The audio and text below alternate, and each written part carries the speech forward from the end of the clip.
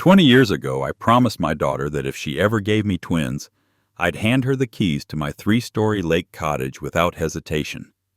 Yesterday, she stood in my living room with her lawyer husband at her side, waving that old promise in my face and calmly telling me that if I drag things out, they'll simply have me declared incompetent and take the house anyway. The thing is, her twin pregnancy 2 decades ago was made of packing litter and duct tape. She thinks I stayed a fool all this time. What would you do if you were me? If you want, tell me in the comments what you'd have done in my place. I am curious if anyone would have gone easier on her than I did.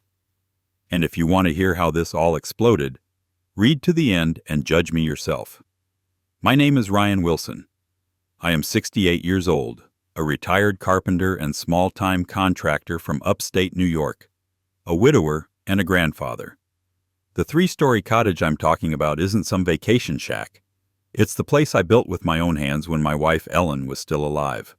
White clapboard siding, dark green shutters, wraparound porch, basement workshop, and most important to me, a wide attic dormer that faces the lake and catches the sunrise straight onto the old oak floors.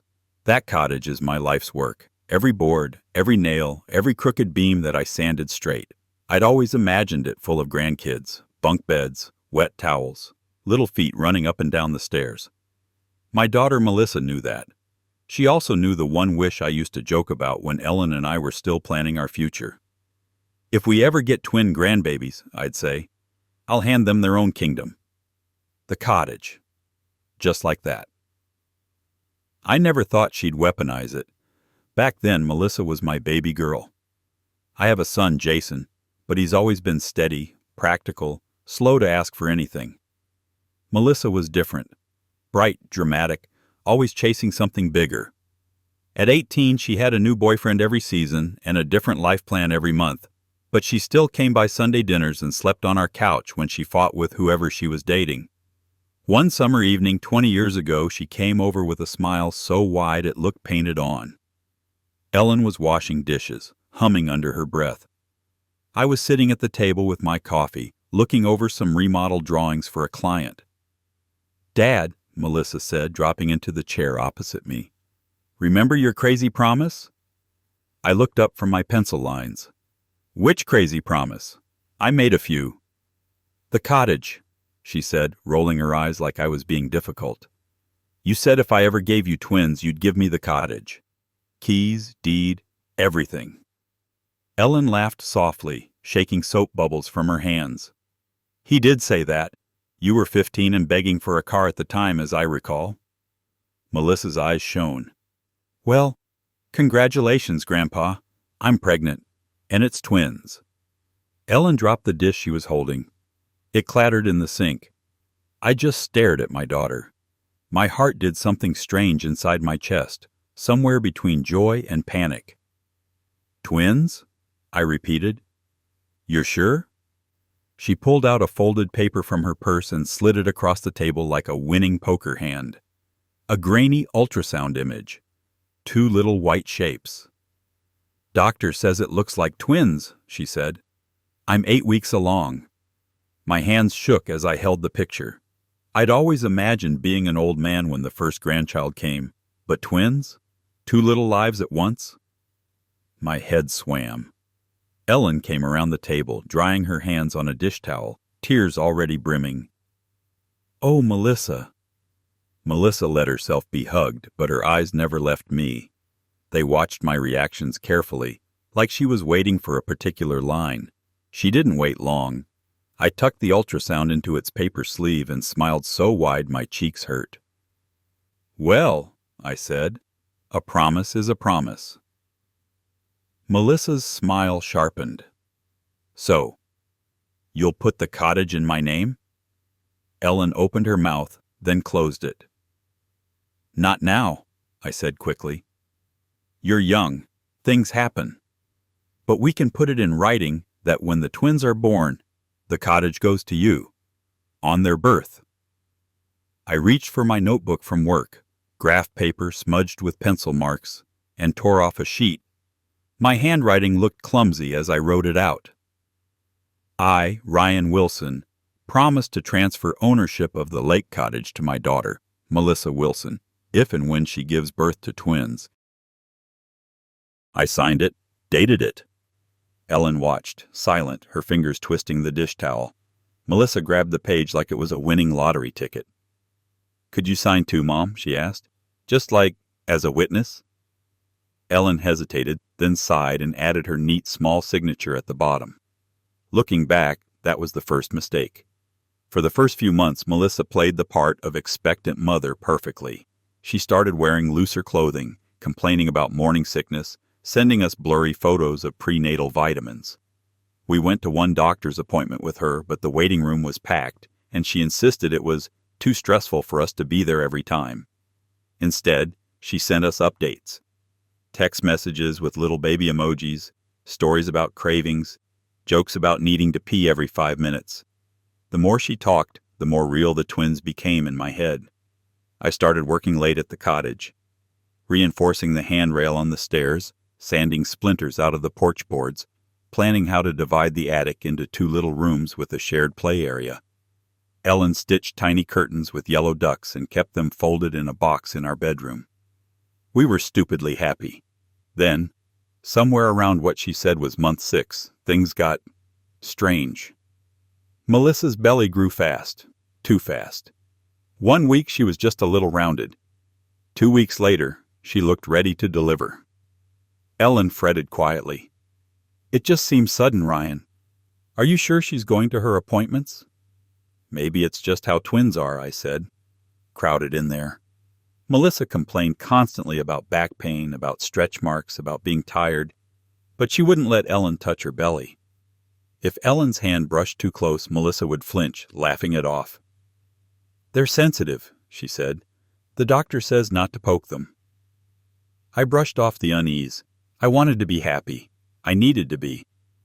The day everything broke, it was raining hard. I was driving back from the lumberyard, truck bed loaded with boards for the attic wall.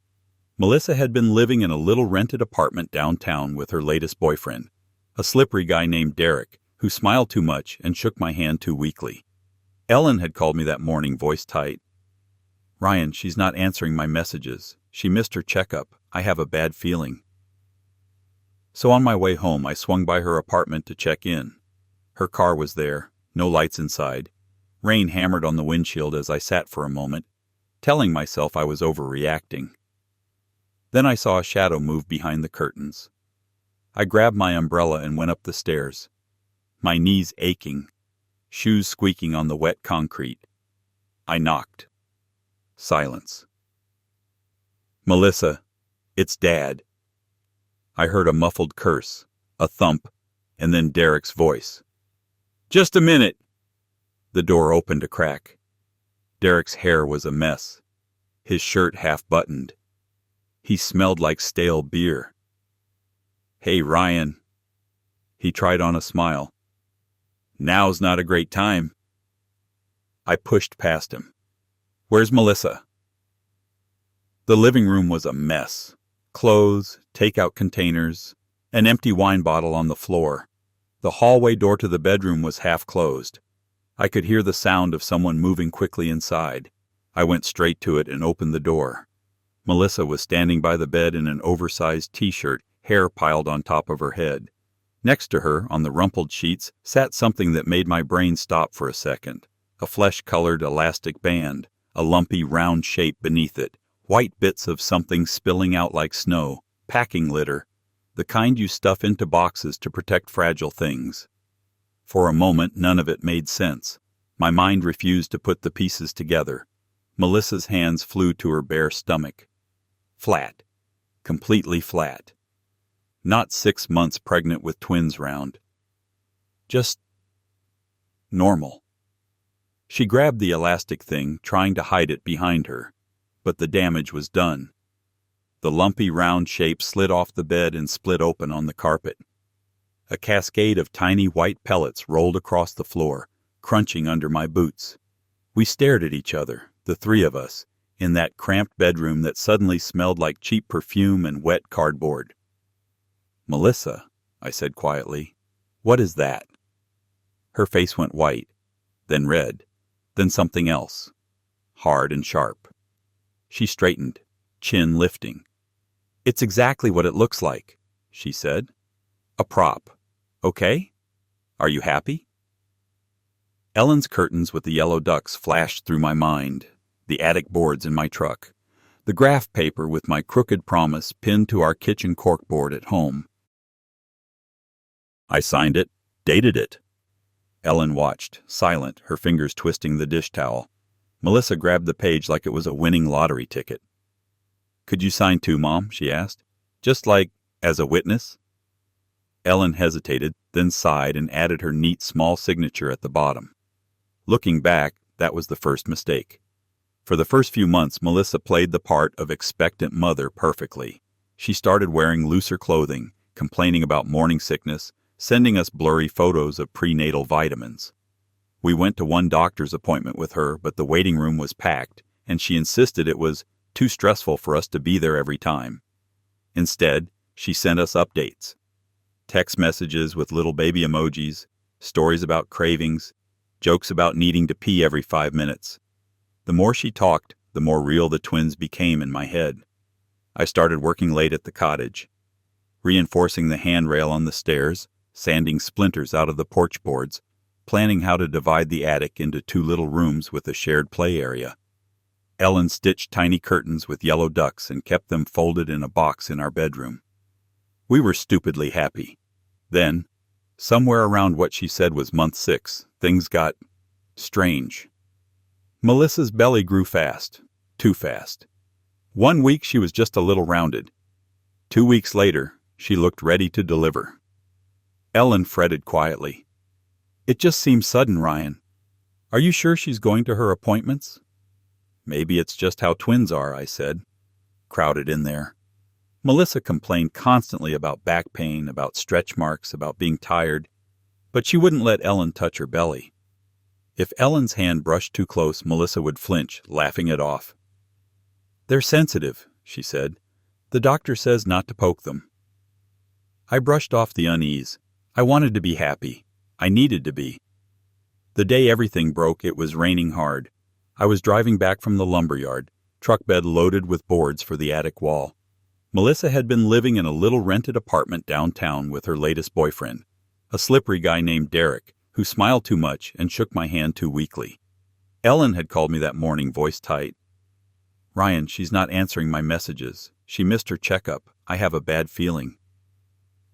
So on my way home, I swung by her apartment to check in. Her car was there, no lights inside. Rain hammered on the windshield as I sat for a moment, telling myself I was overreacting. Then I saw a shadow move behind the curtains. I grabbed my umbrella and went up the stairs, my knees aching, shoes squeaking on the wet concrete. I knocked. Silence. "Melissa, it's Dad." I heard a muffled curse, a thump, and then Derek's voice. "Just a minute." The door opened a crack. Derek's hair was a mess, his shirt half-buttoned. He smelled like stale beer. "Hey, Ryan." He tried on a smile. "Now's not a great time." I pushed past him. "Where's Melissa?" The living room was a mess. Clothes, takeout containers, an empty wine bottle on the floor. The hallway door to the bedroom was half closed. I could hear the sound of someone moving quickly inside. I went straight to it and opened the door. Melissa was standing by the bed in an oversized t-shirt, hair piled on top of her head. Next to her, on the rumpled sheets, sat something that made my brain stop for a second. A flesh-colored elastic band, a lumpy round shape beneath it, white bits of something spilling out like snow, packing litter, the kind you stuff into boxes to protect fragile things. For a moment, none of it made sense. My mind refused to put the pieces together. Melissa's hands flew to her bare stomach. Flat. Completely flat. Not 6 months pregnant with twins round. Just normal. She grabbed the elastic thing, trying to hide it behind her, but the damage was done. The lumpy round shape slid off the bed and split open on the carpet. A cascade of tiny white pellets rolled across the floor, crunching under my boots. We stared at each other, the three of us, in that cramped bedroom that suddenly smelled like cheap perfume and wet cardboard. "Melissa," I said quietly, "what is that?" Her face went white, then red, then something else, hard and sharp. She straightened, chin lifting. "It's exactly what it looks like," she said. "A prop. Okay? Are you happy?" Ellen's curtains with the yellow ducks flashed through my mind, the attic boards in my truck, the graph paper with my crooked promise pinned to our kitchen corkboard at home. "A prop," I repeated. My voice sounded strange, like it belonged to someone else. "Where are the twins, Melissa?" "There are no twins," she snapped. "There was never a baby." My knees went weak. I sat down on the edge of the bed without meaning to. The broken belly rolled against my shoe. Little bits of packing litter clung to my pant leg. "You lied," I said. "I needed security." Her eyes filled with angry tears. "Derek and I can barely pay rent. You keep going on about how the cottage is your legacy, how it should stay in the family. I just accelerated the timeline." "By inventing 2 children?" I said. "By faking ultrasound pictures?" "The ultrasound is real," she said quickly. "Just not mine. My friend from work had one. I copied it. You would never have given me the cottage otherwise." Derek finally spoke up from the doorway. "Look, man, it's not that big a deal. Lots of people fake stuff to get ahead. You're going to leave her the house anyway someday, right?" I looked at him, at his smug, careless face, at my daughter standing beside a split-open fake belly, foam and plastic spilling like intestines onto the floor. Something inside me cracked so cleanly that I felt it. I stood up slowly. The packing pellets shifted under my boots. "Get dressed," I said to Melissa. "You're coming with me." "You can't make me." "To your mother," I cut in. "You're going to tell her yourself." She flinched. Ellen had believed in her to the end. Melissa knew that. In the end, she refused. She cried, screamed, blamed Derek, blamed stress, blamed me for valuing a house over your own daughter. She begged me not to tell Ellen, not to ruin everything. I drove home in silence, the rain blurring the road. I did not bring Melissa with me. That night, I told Ellen everything. She sat at the kitchen table, hands folded, listening without interrupting. When I finished, she picked up the graph paper with our signatures, looked at it for a long time, then folded it in half. "We keep this," she said finally, "as a reminder. But the promise is broken. She did that, not you." Ellen died 5 years later from a sudden stroke. I buried her with a photo of the cottage in her hands. The folded promise stayed in my filing cabinet in the basement, under tax returns and warranty manuals. And for 2 decades, I tried, foolishly, to believe my daughter would grow out of whatever darkness had taken root in her that day. We never spoke of the fake pregnancy again. Melissa went on with her life. She broke up with Derek. She married Mark, a lawyer with expensive suits and a permanent sneer behind his smiles. She moved into a shiny townhome closer to the city. She called me when she needed money, when the car needed repairs, when the market downturn hit their savings. I helped when I could. I wanted to believe there was still a way back. She never had children. "Someday," she'd say, eyes sliding away from mine. "When we're ready." Jason, my son, married a kind woman named Laura and moved to a nearby suburb. They had 2 kids, first a boy, then, 10 years later, a surprise. Twins, a boy and a girl. I held those babies in my arthritic hands and felt something inside me ease. The dream I had for the cottage wasn't dead. It had just taken a different path. But I never changed my will, not yet. Some foolish, tired part of me still hoped Melissa would come to me one day and say, "Dad, I am sorry. I was wrong." She never did. Instead, yesterday, she came to my house with Mark. I was in the cottage workshop, smoothing a length of maple. The house smelled of sawdust and old coffee. The lake outside was calm, September sunlight slipping in like honey through the windows. I heard the door open upstairs and Melissa's voice calling, "Dad?" By the time I got up the basement stairs, Mark was already in the living room, his briefcase on my coffee table like this was a client meeting. Melissa sat on the couch. She didn't hug me. "Ryan," Mark said, standing, "we need to go over some important paperwork regarding your estate." I frowned. "My estate is my business." Melissa sighed dramatically. "Dad, we're just trying to help. You're almost 70. You live out here alone. What if something happens?" "Something like what?" I asked. "Like you falling down the stairs," Mark said smoothly, "or forgetting to turn off the stove. We all want to make sure your wishes are respected."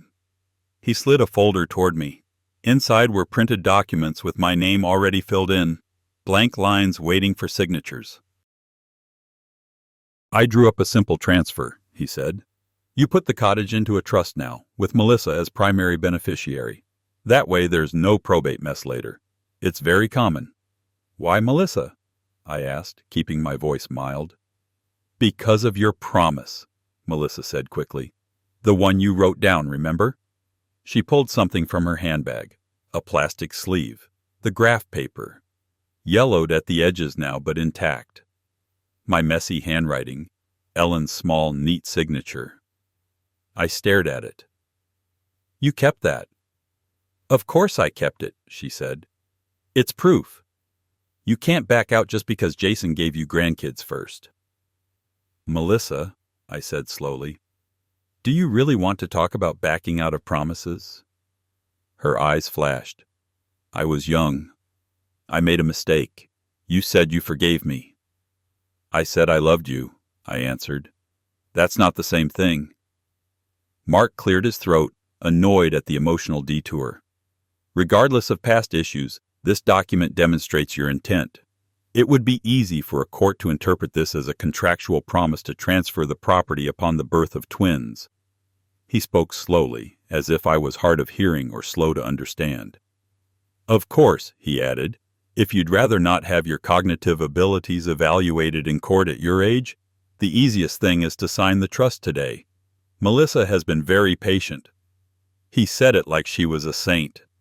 My heart beat a little faster, but my hand stayed steady. "And what happens to me if I sign?" "You retain a life estate," he said promptly. "You can live here until you pass. After that, it's Melissa's. Very straightforward." "And Jason?" "The will can leave him other assets," Mark said. "Cars, savings, whatever. But we all know the cottage is Melissa's. It has been since that paper." Melissa leaned forward. "Dad, stop making this difficult. I'm tired of you stringing me along. I gave you the twins you wanted. The fact that they weren't real doesn't change the promise." She clapped a hand over her mouth as soon as the words left it. Mark froze. I raised my eyebrows. "Run that by me again." She swallowed. "You know what I mean." "Oh, I know exactly what you mean," I said. "You lied. You faked a pregnancy for a house, and now you're here to finish the job." Her cheeks flushed. "You can't prove anything," she said, but there was less conviction in it than before. "Well," Mark said quickly, regaining his composure, "in any case, you should be aware that if you don't make arrangements voluntarily, Adult Protective Services can be contacted if there are concerns about your ability to manage property. Melissa is your next of kin. The court tends to listen to family." There it was, the threat. For a moment I simply looked at them. My daughter, who had once fallen asleep on my chest as a baby, tiny fingers tangled in my shirt. Her husband, who saw me as a legal puzzle to solve. Then I smiled. "All right," I said. "If we're going to talk about who the cottage belongs to, we should do it properly. You're right, Melissa. It's time to settle things." Her shoulders relaxed. "So you'll sign?" "Not today," I said. "Next Sunday. I want Jason and Laura there, and the kids. This is about family, after all. Mark frowned. Ryan, there's no need for a spectacle. We can handle the paperwork quietly. I shook my head. No, you said the court listens to family, then family should hear what's decided. Sunday. At the cottage. I expect you both. I picked up his folder and handed it back. And bring whatever you want me to sign. I'll have my own paperwork as well. Melissa narrowed her eyes. What are you planning? Justice, I said softly. And maybe a little honesty. They left soon after, Mark clearly irritated that I hadn't rolled over the way he expected. Melissa kissed my cheek automatically at the door, the way she always did when she wanted something. Her lips felt cold. As soon as their car disappeared up the gravel road, I went downstairs to the basement and opened the old filing cabinet. The rusted drawer stuck halfway, then gave way with a groan. Tax returns, appliance manuals, Ellen's recipe clippings, and in the very back, folded in half, the thing I'd kept all these years. The original graph paper promise. Under it, in the same worn folder, was something else. A plastic grocery bag twisting around a lump. I had stuffed it there the day after I came home from Melissa's apartment 2 decades earlier, unable to bring myself to throw it away. I opened the bag now. The fake belly lay inside, deflated and sad. The elastic strap was stretched out, the skin-colored fabric stained. I took it out carefully and held it up. When I shook it gently, little pellets of white packing litter spilled onto the basement floor, bouncing and skittering into the corners. I watched them roll. I remembered Melissa's face when I had caught her, the way she'd stood next to that bed of foam and lies. I remembered Ellen's quiet voice. She did that, not you. My hands stopped shaking. For 20 years I had been waiting for Melissa to apologize, to meet me halfway, to choose truth over whatever empty craving drove her. Instead, she had doubled down, tried to use the same lie, dressed up with legal language and my age, to wrench the last beautiful thing I had built out of my hands.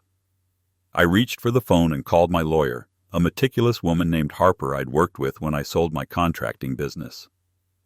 Ryan, she said after I explained, her voice turning cold in a way I recognized, I'll be at your house tomorrow. Do not sign anything. Do not let them bully you. We'll do this properly. The next day, Harper sat at my kitchen table with a stack of documents thicker than Mark's. She listened while I told her everything, the fake pregnancy, the graph paper, the intimidation. She examined the old promise, lips pursed. This is not a contract, she said. There's no consideration, no clear terms beyond your personal intent. As family memorabilia, it's meaningful. Legally, it's flimsy at best. What about the fact that she tried to fake a pregnancy? I asked. Harper glanced up at me. Do you have proof? I went to the basement and came back with the deflated belly and the bag of packing litter. Her eyebrows shot up. That's unusual, she said. Do you mind if I take photos? She photographed the prop from every angle, next to the dated graph paper. Then she set them aside and slid a new folder toward me. This is what we're going to do, she said. We're moving the cottage into an irrevocable trust. The beneficiaries will be your actual twin grandchildren, Jason's kids, held until they turn 25. You'll retain a lifetime right to live here and manage the property. No one can touch it without the trustee's consent. Who's the trustee? I asked. I suggest someone neutral, she said. I can do it, or we can appoint a bank. I trust you, I said. Her mouth twitched in what passed for a smile. All right, then we'll also update your will to reflect these changes. As for Melissa, how public do you want this to be? I thought of Ellen's folded promise, the way she had looked when I told her the truth. I thought of Melissa sitting on my couch yesterday, eyes cold, talking about courts and mental competence like I was a problem to be solved. I want her to hear it with everyone else, I said. No more secrets. Harper nodded. By Sunday, everything was in place. The trust was signed and notarized. The new deed recorded electronically. Legally, the cottage was no longer mine to give away on a whim. It belonged to the future of 2 children who still came running to me with scraped knees and drawings for the fridge. But Melissa did not know that. She arrived right on time, Mark at her side, dressed as if for church. Jason and Laura were already there with the kids, confused but willing to humor their father's sudden demand for a family meeting. I had set the living room as carefully as any stage. The big oak coffee table stood in the center. On one end, a neat stack of Harper's documents. On the other, a cardboard box sealed with brown tape. The box rattled when you moved it. "Dad, what's going on?" Jason asked quietly as everyone settled. "You'll see," I said. "Thank you for coming." Harper sat in the armchair by the window, laptop open, a notary stamp on the side table. Mark noticed her immediately. "Who is this?" he asked. "My attorney," I said. "You have yours. I have mine." A flicker of irritation crossed his face. Melissa smoothed her skirt and tried on a bright smile. "So, we're all here. Can we please just sign whatever we need to sign and be done with it? Mark has work tomorrow." Jason frowned. "Sign what?" "Nothing you need to worry about," Melissa said quickly. "Just Dad's estate stuff." "Actually," I said, "it concerns all of you." I picked up the graph paper from the table and held it up. 20 years ago, I began. This seemed like a harmless promise. A silly joke between a proud father and his excited daughter. I wrote that I would give the cottage to Melissa if she ever gave me twins. Jason's eyes widened. "I never knew about that." "You weren't supposed to," Melissa snapped. "It was between Dad and me." I nodded. "Yes, between us. And your mother, who signed it and who had to listen when I came home one night and told her what I had found in your apartment." Melissa stiffened. "I thought we weren't going to drag that up," she said tightly. "I thought you weren't going to spend 20 years pretending it never happened," I answered. "And yet here we are." I set the paper down and reached for the cardboard box. I brought a visual aid. Slowly, deliberately, I cut the tape and opened the flaps. Then I turned the box over and dumped its contents onto the table. Packing litter poured out in a white waterfall. Tiny pellets bounced, rolled, skittered across the wood and onto the floor. Mixed in with them was something flesh-colored and limp. The old fake belly flopped onto the coffee table like some dead animal. Laura gasped. Jason's kids stared, bewildered. "What on earth?" Jason began. Melissa shot to her feet. "Dad, what are you doing?" I picked up the prop with both hands and held it up in the afternoon light. Pellets rained down onto the rug. "Do you recognize this, Melissa?" I asked. Her face had gone the color of paper. "Stop it," she hissed. "You are humiliating me." "I am telling the truth," I said. "The truth you tried to bury under this thing and a handful of stolen ultrasound printouts. 20 years ago, you strapped this to your body, stuffed with packing litter, and you came to our house and told your parents you were pregnant with twins. You did it because you wanted this cottage." I turned to Jason, to Laura, to the kids. Your mother and I believed her. We started preparing rooms. We bought fabric for curtains. We dreamed up names. Then one rainy afternoon, I found this on her bed, split open. I shook it again. More pellets scattered. Jason's jaw clenched.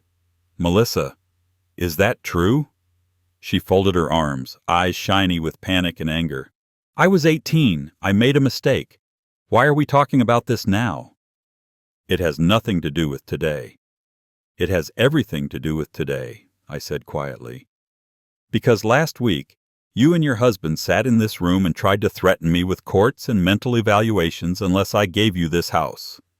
You waved that old promise around as if nothing had happened. As if you hadn't broken it first." Mark shifted, plainly aware of how bad this looked in front of another lawyer. "Ryan, with all due respect, past family dramas are not relevant to property law." "They are relevant to me," I said. "They are relevant to whether I trust my daughter." The room was very quiet. Only the ticking of the wall clock and the soft susurration of pellets settling on the rug. Jason spoke, voice low. You lied about being pregnant with twins. For a house? Melissa's shoulders shook. For a moment I thought she might apologize, truly apologize, for the first time in 2 decades. Instead, she lashed out. "Fine," she said, eyes wild. "Yes, I lied. So what? Dad was never going to give me anything otherwise. You have always been the golden boy, Jason. The responsible one. The son. I had to find some way to secure my future." "You had a way," I said softly. "You could have told the truth. You could have worked, saved, built something of your own. Not tried to steal what someone else built with lies." She laughed, a brittle sound. "Listen to yourself. You think this cottage is some sacred temple. It's just a house, Dad. Wood and nails. You are going to die someday. Why not let someone who actually needs it plan ahead?" Jason's little girl climbed into Laura's lap, sensing that something terrible was happening even if she did not understand the words. The boy stared at his aunt like she was a stranger. I set the fake belly down and folded my hands. "You're right about one thing," I said. "I am going to die someday.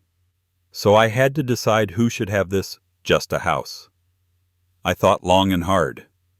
And then I remembered something. I do have twin grandchildren. Jason blinked. "You mean Liam and Sophie?" I nodded. "Real ones.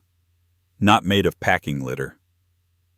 Melissa made a choking sound. No, you cannot do that. You promised me." "No, you?" "I promised my daughter something on the condition that she gave me twin grandchildren," I said. "She never did. She pretended to. The children who fulfilled that old wish are sitting on that couch." I gestured to where Liam and Sophie were huddled against their parents, eyes huge. "I cannot give them this house directly yet," I continued, "because they are children. But I can protect it for them. And that is what I have done." Harper closed her laptop with a soft click and picked up the top document. "As of Friday," she said calmly, "this property is owned by the Wilson Family Twin Trust. The primary beneficiaries are Liam and Sophie Wilson, to receive equal shares on their 25th birthdays.